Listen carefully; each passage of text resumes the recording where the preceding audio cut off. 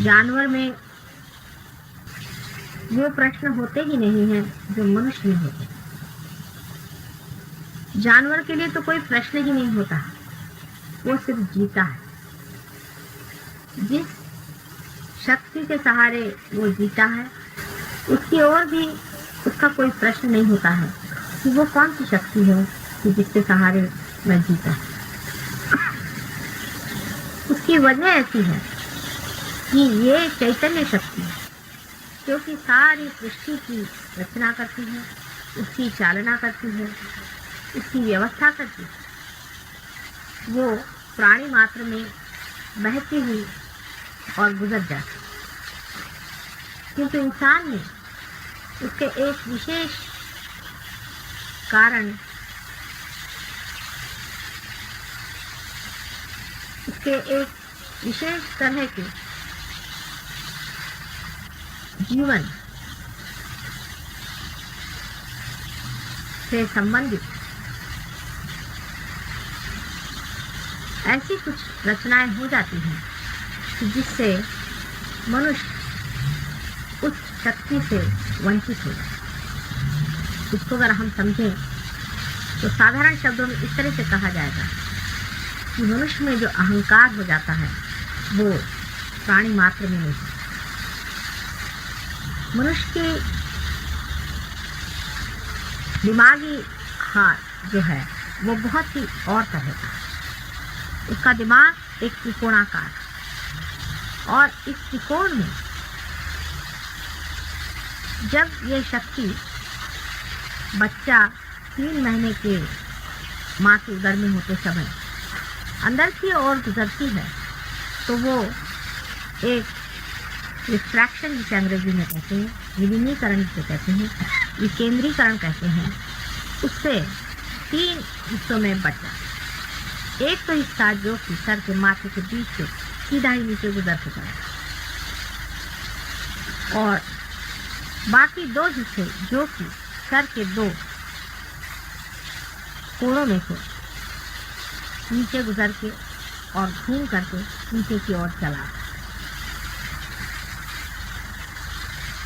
इस 3 तरह की शक्ति की वजह से ही मनुष्य प्राणी मात्र से एक दूसरी ही चीज करता है।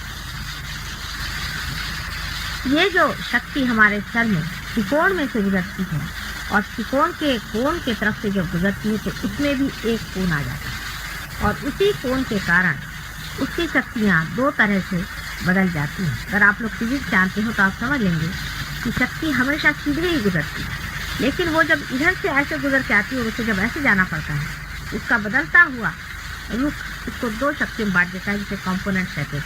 एक ऐसा बाहर की ओर जाती है, एक नीचे की ओर जाती है।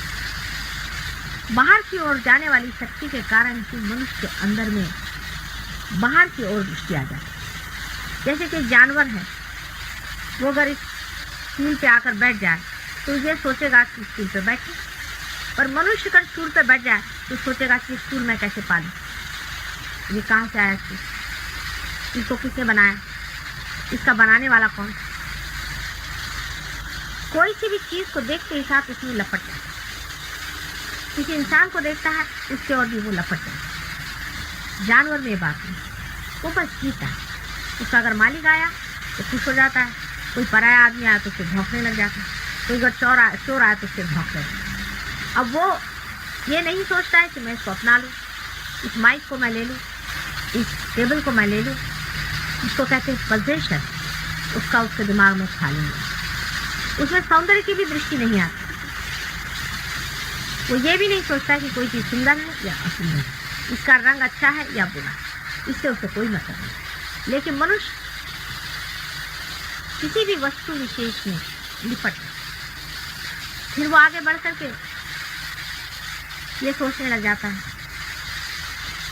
कि मैं जो, मेरी जो सत्ता, मैं कोई एक विशेष हूँ। जैसे कि हम पैदा होते ही ये सोचने लग जाते हैं कि हम निर्मला, हम हिंदुस्तानी, हम हिंदू हैं, मुसलमान, ईसाई। इस तरह से जो कुछ भी बाहर की उपाधियां हैं उसको लिपटता है। ये जो बाहर जाने की प्रवृत्ति है, ये मनुष्य के त्रिकोणाकार मस्तिष्क की जो स्थिति है उसकी वजह से। अगर मनुष्य बाहर न जाए तो उसके आगे कोई प्रश्न ही नहीं। जैसे कुत्ते बिल्ली हैं, उनके आगे कोई प्रश्न नहीं, उनके अंदर से सारी चेतना गुजर के नीचे चली जाती, उनके आगे कोई प्रश्न नहीं, कोई उनके अंदर रिएक्शन नहीं। लेकिन हमें ऐसा है कि हम जब किसी भी चीज़ की ओर देखते हैं तो उसके प्रति हमारा रिएक्शन है। इसी कारण हमारे अंदर एक आगे से निकलने वाली शक्ति और पीछे से निकलने वाली शक्ति के कारण हमारे अंदर उसका रिएक्शन मात्र ही ईगो और सुपर ईगो, अहंकार और प्रति अहंकार नाम की दो संस्थाएं तैयार होकर के यहाँ पे एकत्रित है। उसके एकत्रित होने के कारण यहाँ से हम सारे तरह से अलग ही हट जाते हैं। उस चारी ओर में जो हमारे शक्ति विराजमान है, उस शक्ति से हम कट, हम अलग हो गए, आप अलग हो गए, आप अलग हो गए, आप अलग हो गए, हम सब अलग अलग खड़े हैं। वास्तविक हम एक ही शक्ति के देन, जैसे कि कोई हमारे अंदर पेट्रोल भर दिया हो और हमें यहाँ सील कर, इस शक्ति में से जो बीच में से शक्ति गुजर के जाती है वो हमारे रीढ़ के पीठ की हड्डी के नीचे के हिस्से में जो त्रिकोणाकार अस्थि है उसके अंदर जाके लपट के 3.5 चक्र में बैठे, कुंडों में बैठे, इसलिए उसको कुंडलिनी कहते हैं। ये शक्ति अभी दिखाई नहीं देती, इसलिए बहुत से लोग कहेंगे कि ये आप जो कह रहे बात कैसे सही माने, लेकिन ये एक हद तक पहुँचने पर आपको दिखाई दे। जैसे कि आपको हम कहें कि माइक्रोस्कोप से आपको बहुत सी ऐसी चीज़ें दिखाई देंगी जो इन आँखों से नहीं दिखाई, लेकिन माइक्रोस्कोप आपको मिलना चाहिए। अगर आपको माइक्रोस्कोप नहीं मिला तो आप उस चीज़ को देखें तो एक स्थिति ऐसी आ जाती है कि जिसमें आप इन शक्तियों को देख सकते हैं, कहाँ बैठती है, किस तरह से बैठती है, उसका आकार। लेकिन ये निराकार में शक्ति जा करके अंदर बैठी रहती। जिस वक्त में कुंडलिनी जागृति होती है, हमारे यहाँ जो लोग आए हैं और जो लोग अब पार हो चुके हैं, जो काफ़ी इस काम को जानते हैं, वो भी बता सकते हैं कि जब कुंडलिनी आपकी जागृत होती है, अगर कोई मेरे सामने झुका हुआ हो तो उसके पीठ के इस रीढ़ की हड्डी के पीछे में उसका स्पंदन दिखाई देता है। आप कभी भी श्वास यहाँ तो लेते नहीं थे, लेकिन उसका ऊपर उठना और गिरना आप देख सकते हैं, चाहे आप पार हुए हों चाहे नहीं। बहुत से लोगों में ये दिखाई देता है, सब में दिखाई नहीं देता, लेकिन जिसमें कुछ रुकावट होती है उसमें काफ़ी अच्छे से दिखाई देता, काफ़ी देर तक आप देख सकते हैं कि वहाँ स्पंदन है। ये शक्ति वहाँ स्थित रहती है, वहाँ बैठी रहती है। यही कुंडलिनी है जो बैठी रहती है उस समय तक, जन्म जन्मांतर तक वही कुंडलिनी आपके अंदर में पनपती रहती है और सारी चीज़ जैसे टेप होता है उस तरह से रिकॉर्ड करती रहती है। इनको क्या क्या तकलीफ है, ये मेरा बेटा है, इसको क्या क्या परेशानियाँ हैं, इसके शरीर में क्या क्या तकलीफ है, इसके मन में क्या तकलीफ है और इसको किस चीज़ की है, वो सब कुछ आपके बारे में जानते हैं। आपके माँ के अनेक बच्चे हो सकते हैं, पर इस माँ के आपकी एक बेटी। अब मेरा जब से जन्म हुआ मैं ये देखी थी कि हर एक इंसान की कुंडलिनी वहीं जमी रहती, वो उठती ही नहीं। वजह क्या है? उसका उठने का जो मार्ग निश्चित है, जिससे वो उठेगी, जिसे वो जानती है कि मुझे इसी मार्ग से उठना है, उसके बीच में एक बहुत बड़ी जगह है जो कि बाहर भी जो डॉक्टर लोग हैं समझ सकते हैं कि हमारे अंदर यहाँ भी हमारे वॉइड वेगस नर्व और ऑर्टिक प्लेक्सस के बीच में कुछ भी है। उसी तरह से हमारी जो बीच की सुषुम्ना नाड़ी है उसमें भी ऐसी जगह है। सभी इंसानों में ये जगह बनने के कारण वो कुंडलिनी शक्ति नहीं। मैं यही नहीं समझ पाती थी कि ये कुंडलिनी शक्ति उठेगी तो किस तरह से उठेगी।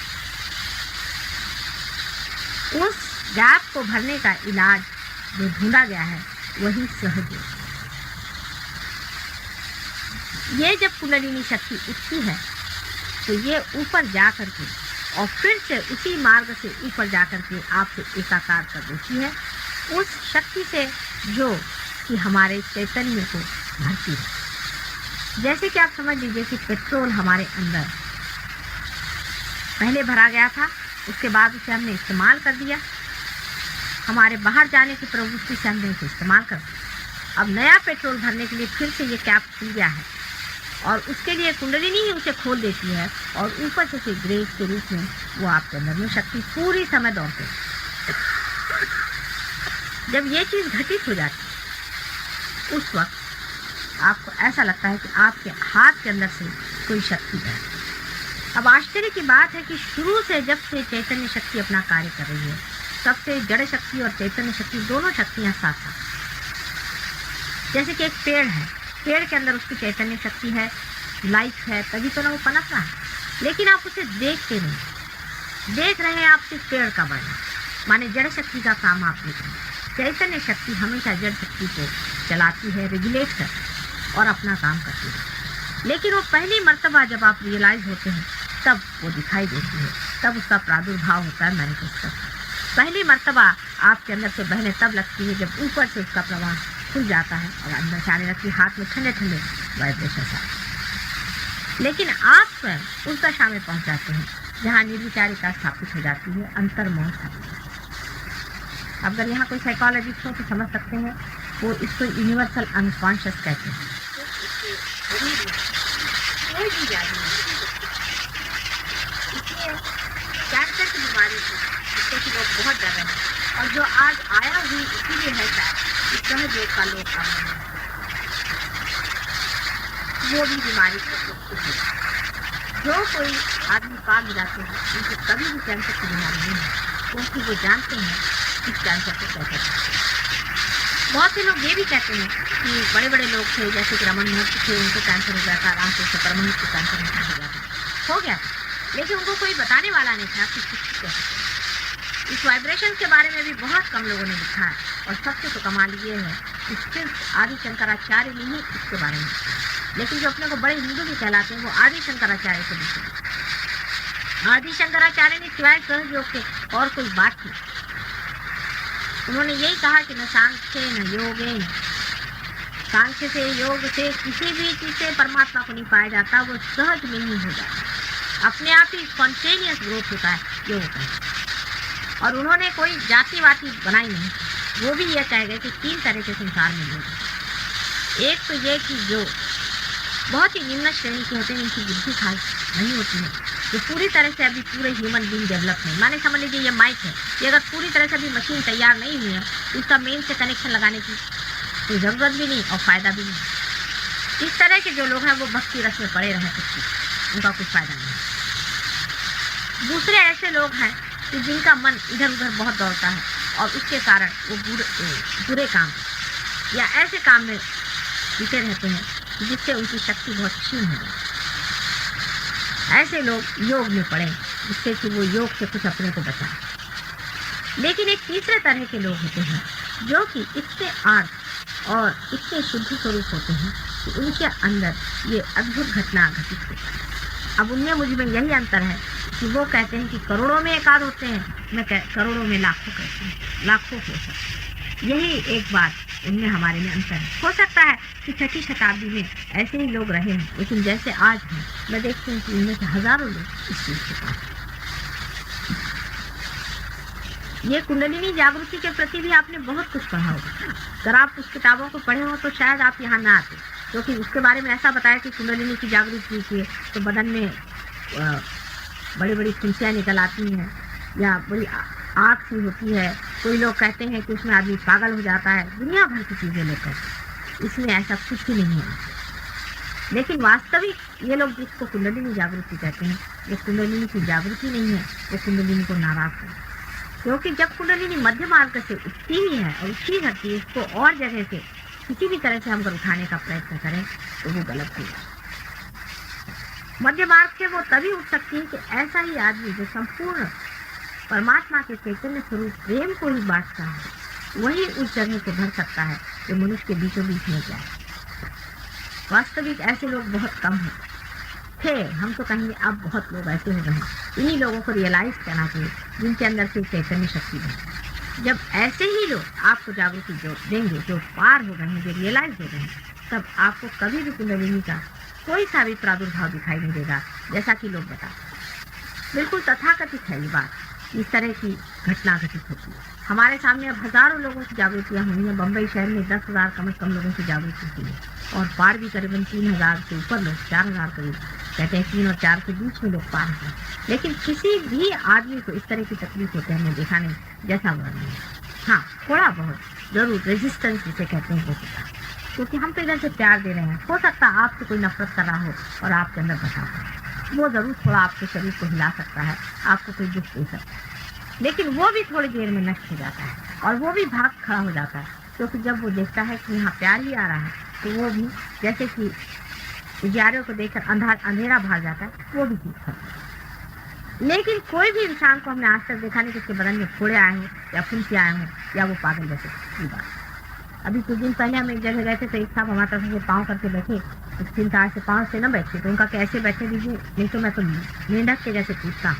तो उनका ये क्यों? पहले मेरे गुरु ने बताया कि जब कुंडलिनी की जागृति होती है तो आप सब मेंढक के जैसे पूछते। तो उसको हमने कहा कि तुम्हारी तो अभी जागृति नहीं हुई और बहुत मुश्किल काम है तुम्हारा जागृति है, क्योंकि बीच की जो सुषुम्ना नाड़ी है जिसमें कि ये जगह बनी हुई है, उसके अलावा हमारे अंदर और 2 नाड़ियां हैं जिसे कि सिंपैथेटिक नर्वस सिस्टम कहते हैं, इसे हम ईड़ा और पिंगला कहते हैं। इन नाड़ियों के तप्त हो जाने से ही ये सब काम। और जब आप कुछ भी परमात्मा के नाम पे करते हैं, उस वक्त आप में वो गर्मी आ गई। यानी आप ऐसा सोच लीजिए कि अगर आपने अपने घर का हीटर उसमें पानी डाले बगैर अगर चला दिया तो इसमें क्या हाल है?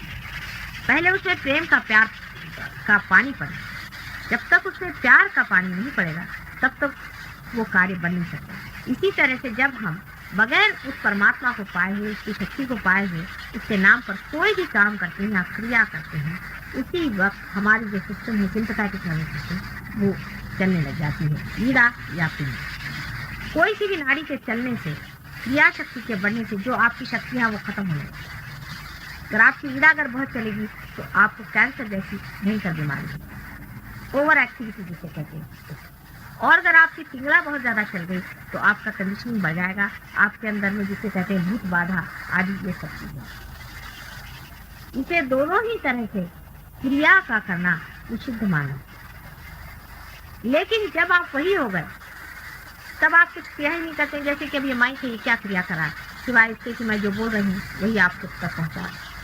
इसी तरह से आप भी एक खोखली चीज हो जाते हैं, फॉलो पर्सनैलिटी हो जाते हैं, इसके अंदर की शक्ति अपने आप बनी रहती है। इस खोखलेपन को आपके अंदर बसी हुई आपकी कुंडलिनी प्रस्थापित करती है। कुंडलिनी आपकी माँ है, माँ आपके अंदर पहले ही से बैठी है। माँ ने ये कि आप पहले से सब्लिमेटेड है। बहुत से लोग ऐसी भी बात करते हैं कि हमारे सेक्स को सब्लिमेट करना चाहिए, ये सब बेकार है। आप पहले ही से सब्लिमेटेड है, आपको सब्लिमेशन का कोई सवाल ही नहीं है। आप पहले ही से कहीं नीचे बैठे हैं। और इस तरह की गलत धारणा लेकर के भी जो लोग चलते हैं वो भी अपनी माँ का ही स्वयं अपमान करते हैं। और इसी कारण उनकी कुंडलिनी तो जगती नहीं, लेकिन उसका जो क्रोध है, कुंडलिनी का जो क्रोध है, वो आपके सिंपैथेटिक पर दौड़ने लग जाता है और बुरी तरह की गर्मी लोगों को होकर लोग पागल करते हैं। क्रिया योग आदि आपने बहुत कुछ सुना होगा। इस तरह की बहुत सी चीजें हैं जो लोग करते हैं। अब बहुत से लोग हैं जब तब आदि भी करते, जब तक करना भी बाहर की बात। आप परमात्मा के नाम पे कुछ भी नहीं कर सकते। यहाँ क्या कि आप इतना भी सोच लें कि हम कुछ भी जीवन कार्य कर ही नहीं सकते। मनुष्य अपनी भ्रम में ही ये बात सोचता है कि मैं कुछ कर सकता। बिल्ली कुत्ते कुछ ऐसा सोचते हैं। हम वही कर सकते हैं जो मरा हुआ काम। जैसे कि एक पेड़ मर गया तो उससे हमने खंबा बना दिया, इसको खड़ा कर दिया, सब मरी हुई चीज, कोई भी चीज जीवित नहीं। और बिजली और आपके जो प्रकाश है या लाइट और ये सब जो इलेक्ट्रिसिटी आदि जितनी भी जो कुछ भी आप शक्तियाँ जानती हैं, सब जड़ शक्ति। इसमें से जीवन शक्ति एक भी नहीं। आप कोई सा भी जीवन कार्य नहीं कर सकते। माने आप इस फूल में से एक फल नहीं निकाल, एक बीज में से आप एक पेड़ नहीं निकाल। लेकिन मनुष्य को ऐसा भ्रम रहता है कि मैं सब कुछ करता, और जो ऐसे करोड़ों काम करता है उसके आगे आपकी शक्ति हुई क्या सकती जो आप कुछ कर नहीं सकते। अगर समझ लीजिए कोई बड़ा भारी ऐसा मैग्नेट है जो बहुत शक्तिशाली, और उसके आप एक छोटी सी एक मैग्नेट है, आप कर क्या सकते हैं उसको अपनी तरफ खींचने के लिए, सिवाय इसके कि अपने अंदर जो मैग्नेट है उसको खत्म कर दें। इसमें एक काम मनुष्य कुछ कर ही नहीं सकता और करता नहीं है। ये भ्रम में बैठा हुआ कि वो करता है, क्योंकि उसके अंदर ईगो और सुपर ईगो दोनों का प्रादुर्भाव हो जाता है, मैनिफेस्टेशन। वो एक भ्रम को बना देता है कि मनुष्य कुछ करता है। वास्तविक परमात्मा ने आपको उन्हीं के अपने लिए बनाया है। हम ही परमात्मा के शरीर हैं। जैसे कि हमारे शरीर में जो शक्ति बह रही है वो इन उंगलियों से कार्यान्वित। ये जितनी भी उंगलियां हैं ये हमें शरीर के एक स्वरूप में दिखाई देती, माने जड़ है।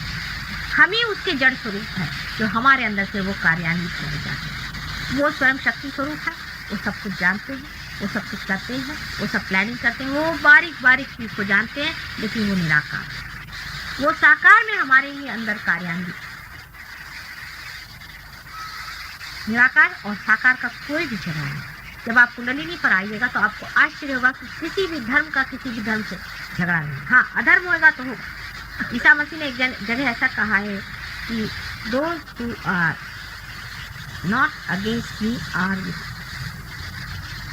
कितनी बड़ी बात उन्होंने कह दी कि जो मेरे खिलाफत में नहीं, मैंने जो चैतन्य की खिलाफत में नहीं, वो सब मेरे नहीं साथ। या आप अपने कुंडलिनी में भी देख सकते हैं कि आपकी कुंडलिनी स्वयं न जाने कितने चक्करों में घूम पड़ी। जैसे कि आप पूर्व जन्म में समझ लीजिए मुसलमान रहे हैं, कम से कम हिंदुओं को तो मानना ही पड़ेगा जो कि पूर्व जन्म को मानते हैं। हो सकता है कि आप चाइनीज रहे होंगे, जिस चीज़ को आप नफरत करते रहे होंगे वही आज आप पैदा भी हुए हैं, क्योंकि उस वक्त आज नफरत करते थे तो आज आप इस जन्म में हो सकता है कि आप उसको इसलिए पा गए हैं कि जाने जिसको आप नफरत कर रहे थे वो बात इतनी बुरी है। अगर पहले जन्म में आप में बड़ा ही आस्तिक हो, परमेश्वर पे अत्यंत अटूट विश्वास हो कि हाँ परमात्मा है और आपको परमात्मा नहीं मिला और आपने इसी से अगर खुदकशी करनी है तो इस जन्म में जरूरी है कि आप नास्तिक हो। आप चाहे नास्तिक हो चाहे आस्तिक हो, परमात्मा तो है ही। उनको मानने न मानने से वो मिटते थोड़ी, और हम होते ही कौन होंगे उनको मिटा। अगर ये उंगली माने चाहे नहीं माने, इसके अंदर शक्ति है, इससे कुछ फर्क नहीं पड़ने वाला। और इसका माना न माना, उसका कोई माना भी क्या है, कोई अर्थ भी क्या है। इसको तो सिर्फ यही चाहिए कि इसके अंदर से जो शक्ति चल रही है, जो इस बुद्धि से कनेक्टेड है, वो जो भी कह रही है, जो भी करा रही, इसे सीधे सीधे कर। इसमें राधा जी का एक बड़ा सुंदर उदाहरण है। यहाँ पे राधा जी के प्रेमी बहुत बैठे हैं, इसलिए मैं बताना चाहती हूँ। एक बार राधा जी को कृष्ण की मुरली से बहुत ईर्ष्या हुई, तो उन्होंने कृष्ण से कहा कि इस मुरली में क्या विशेषता है जिसको तुम अपने मुख में हमेशा लगाए रहते। तो उन्होंने कहा तुम उसी से जाके पूछो। तो उन्होंने मुरली से पूछा तुम्हारी क्या विशेषता है जो तुम हमेशा उसके मुख में लगे रहते। तो मुरली ने कहा कि अरे पागल, तुझे नहीं मालूम कि मेरी कोई विशेषता नहीं, यही तो मेरी विशेषता है। मैं पूरी तरह से खोखली हो गई हूँ, इसीलिए तो मुझे बजाता है। अगर मैं कहीं भी खड़ी हो गई तो उसका तो सारा राग ही खराब जाएगा। मैं पूरी खोखली हो गई हूँ। तो कहते हैं कि राधा जी ने कृष्ण से कहा था कि अगले जन्म मुझे तू अपनी मुरली बन गई।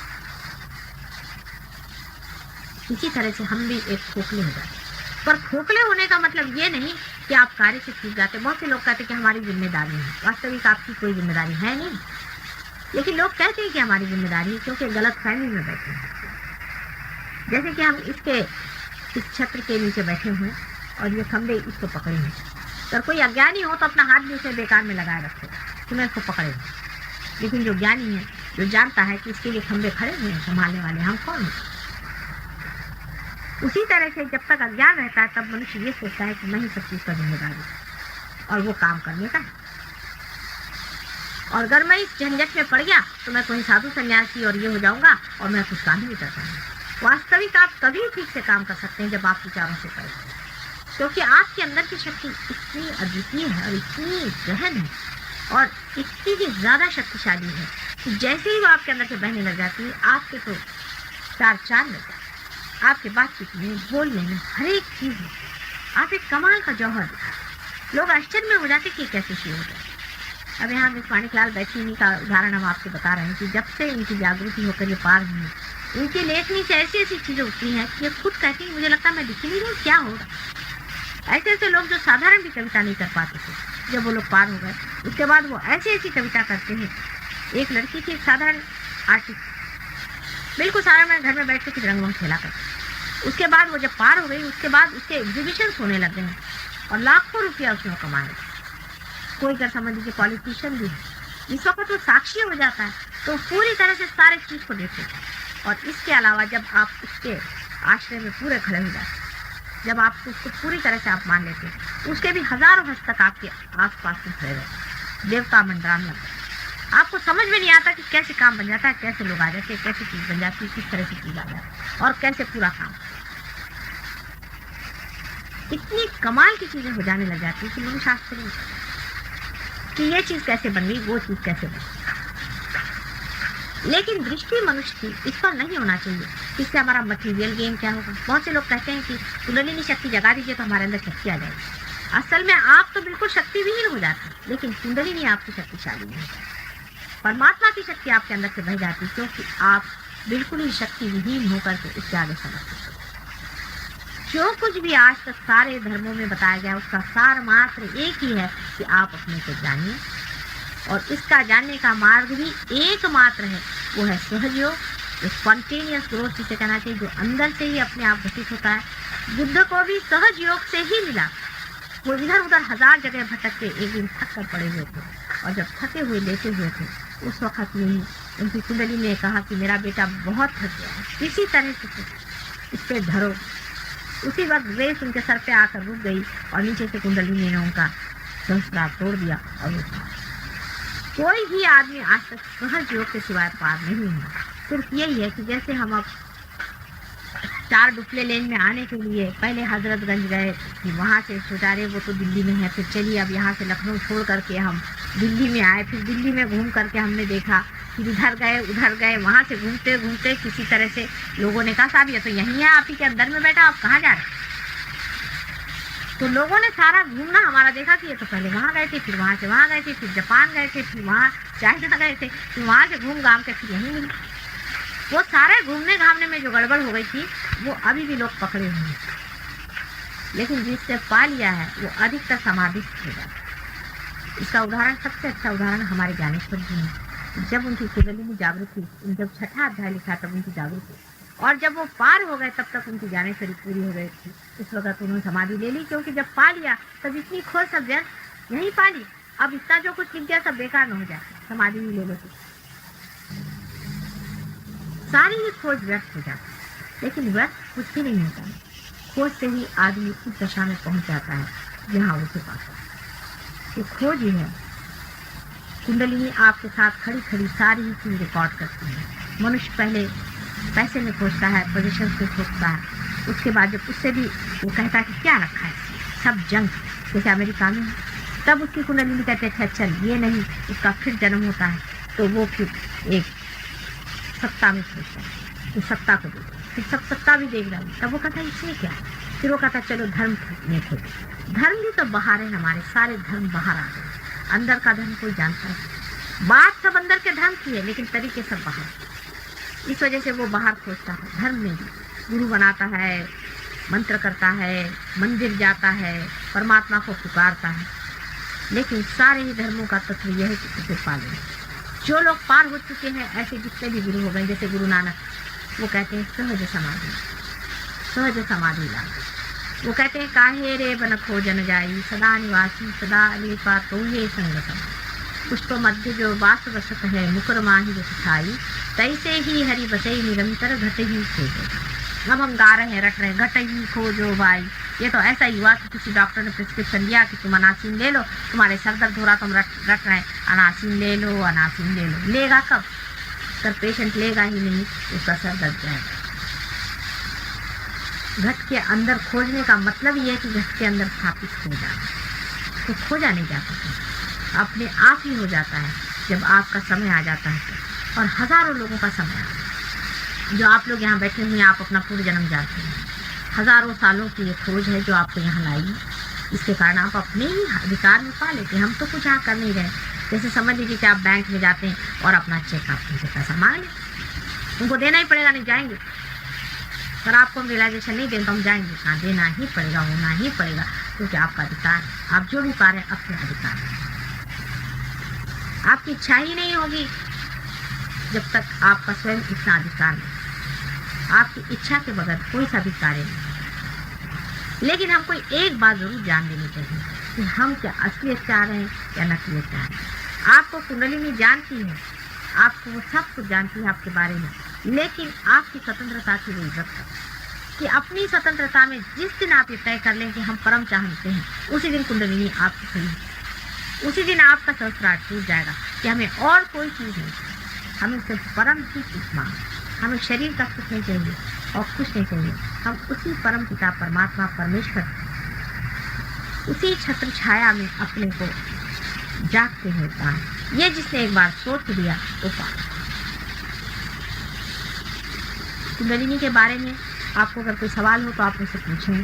कुंडलिनी विषय तो बहुत बड़ा है और इसका इतना कुछ, अब यहाँ पर जो कुछ लोग हैं, 2-4 लोग ऐसे आए हुए हैं हमारे साथ में कि जो रियलाइज ही नहीं है, लेकिन उस दशा पे रियलाइज है, इस जगह पहुँचे कि वो दूसरों को रियलाइजेशन देते। जैसे आप पालते हैं, आप स्वयं आपके इशारे पर कुंडलिनी नाचते हैं, इशारे पर आप खुद महसूस करेगा हजारों आदमियों के आप ऐसे करके कुंडलिनी नाचते। ये लोग बिल्कुल साधारण तरह से लोग हैं, नॉर्मल लोग हैं, अंदर से आपको इनकी शक्ति का कुछ भी पता नहीं लग सकता है कि कितनी शक्ति है, लेकिन एक इशारे पर इनके कुंडलिनी उठेगी और ये लोग पार भी होंगे। ऐसे जिस दिन 1000 आदमी तैयार हो जाएंगे, बहुत बड़ा कार्य हो सकता है और एक नई रेस तैयार होगी, एक नए तरह के लोग, एक नई संस्था ऐसी कि जो अंदर से इस चीज को पाए हैं, बाहर ढको के ढो पैसों से नहीं पाए, अपनी अपनी अंदर की आर्तता से, अपनी अपनी परमेश्वर की लगन से ही पाई हुई इस चीज के जो लोग हैं, इनकी आयु 90 साल से तो किसी की कम नहीं है। साक्षी स्वरूप आदमी जो होता है, उसकी कितनी भी देन हो, उसमें कितने ही पावर्स हो, कुछ भी हो, लेकिन वो उससे अहंकार में कभी नहीं, उसको अहंकार नहीं, क्योंकि वो जब भी देता है कहता मेरे अंदर से जा रहा है, ये हो रहा, ये चल रहा है, इनका नहीं चल रहा है, इनका चल रहा है। अब आपका बेटा भी होगा तो भी आप उससे नहीं कह सकते कि हाँ ये पार है, वो तो जब होता है तब वो पता चल जाता है कि हो गया है, अंदर से ऐसे वाइब्रेशन आने लग जाते हैं, आपके भी अंदर वाइब्रेशन आने। अगर आप कहें ज़बरदस्ती साहब इसको कराइए तो हो नहीं, इसमें कोई रिकमेंडेशन नहीं चल सकता, कोई पॉलिटिक्स नहीं चल सकता, कोई प्रेशर नहीं चल सकता, कोई रिश्ता नहीं चल सकता, कोई पैसा नहीं चल सकता, कोई सा भी फॉल्स जिसके कारण से मिथ्या कोई सी भी चीज़ उसको पकड़ नहीं सकती। सत्य जो है वो है होना और घटित। कोई सा भी कार्यक्रम, कोई सी भी तरीका इसको बनता नहीं, अपने आप ही घटित। लेकिन तो भी अपने मन के और ये दृष्टि जरूर आप रखें कि मनुष्य में अहंकार इतना ज़्यादा है, इतना सूक्ष्मतर है, इससे जैसे ही मैं कहती हूँ कुछ भी नहीं करने का तो वो चकाचौंध। अगर मैं कहूँ आपको सर के बल खड़ा होना है तो ठीक करो, लेकिन जो चीज़ एकदम ही मुफ्त मिलने वाली है और एकदम बगैर किसी इसके मिलने वाली, उस पर मनुष्य का विश्वास नहीं है, क्योंकि वो अपने अहंकार पे बड़ा विश्वास करता है, परमात्मा के अहंकार को जानता है कि वो चाहे तो ऐसी उंगली घुमा करके सारी सृष्टि की दृष्टि बदल देगा और चाहे तो इस सृष्टि में एक एक छोटे छोटे कण में भी वो जीत जाए।